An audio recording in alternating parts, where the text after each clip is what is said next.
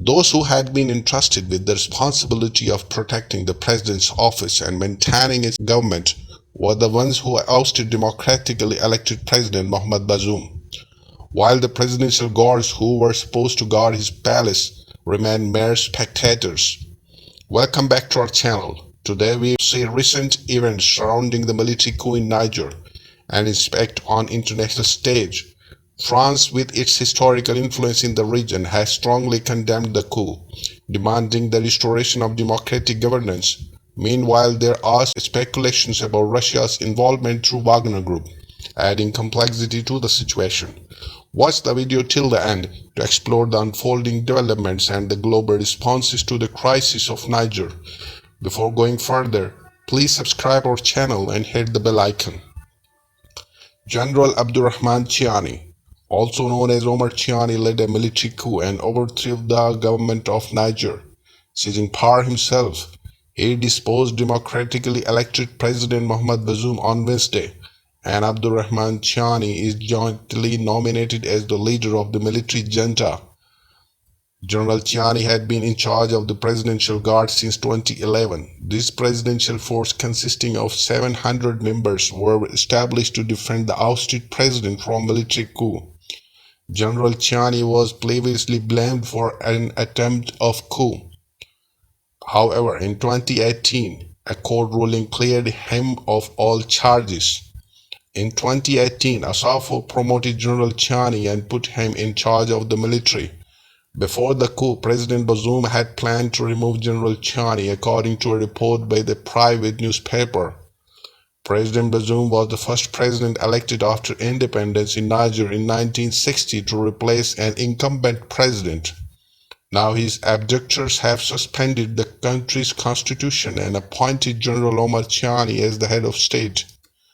Niger is an important region in West Africa, also known as the Sahel.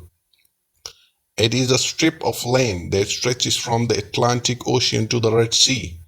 Due to the attacks by extremists, this region has been under the leadership of military governments. Western countries considered Niger a strong weapon to spread and strengthen Russia's influence, but this did not prove to be successful. On Friday, in his speech on national television, General Chiani said that the military has taken control of the country due to instability, economic difficulties, and corruption in Niger. He said that the military respects all promises made at the international level, including human rights. He stated that the opponents are conspiring against the military in foreign embassies, and any attempt of such nature will have to be prevented. Now, why should the world care about Niger? As the largest country in West Africa, it is a vulnerable and unstable region and currently faces a setback in democracy. Mali, Niger, and in Niger, the rebellion soldiers have cited the deteriorating situation as one of the reasons for their coup. Even though before the coup, Niger was dealing with insurgencies much better than its neighboring countries Mali and Burkina Faso. The fact is that a more militaristic approach might not be more successful against rebels. Burkina Faso have seen the area being controlled by extremist groups giving military rule in neighboring countries. An increase in insecurity in the region is also due to climate change, where desert land is expanding from the Sahara to the south towards the coast.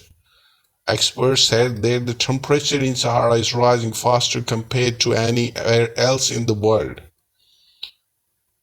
Now, what has been the international reaction to the coup?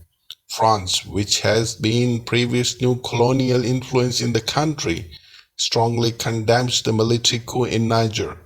The French Ministry of Foreign Affairs stated that President Bazoum is the country's only legitimate leader and does not recognize the leaders coming under General Chiani's leadership. France demanded the immediate restoration of constitutional order and the democratically elected civilian government in Niger. U.S. Secretary of the State Antony Blinken also called for President's immediate release, and the African Union, the Economic Community of West Africa, States, ECOWAS, the European Union, and the United Nations have voiced their opposition to the coup. In favor of the military coup, only one voice is being heard, and that voice belongs to Prigozhin, the leader of Wagner Group, a military contractor linked to Russia. He openly declared his support for those who acted in Niger and claimed a victory.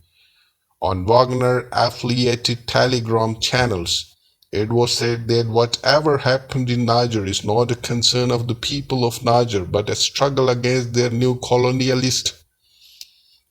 Nevertheless, these claims cannot be independently verified. The question is, what is their connection to Russia and Wagner? Alongside jihadist groups, Wagner's hired soldiers have been observed using their influence in Niger. Although they are active elsewhere in the region, some supporters of the coup were seen waving Russian flags in Niger. Before the coup, President Bazoum had complained about the spread of false information campaign from Wagner's side against his government. There is no doubt that just Wagner used mineral resources to fund its operation in other African countries. They want to do the same in Niger. However, the US maintains that there is no evidence of Wagner's involvement in the coup against President Bazoum. Despite this, the US views the situation as delicate.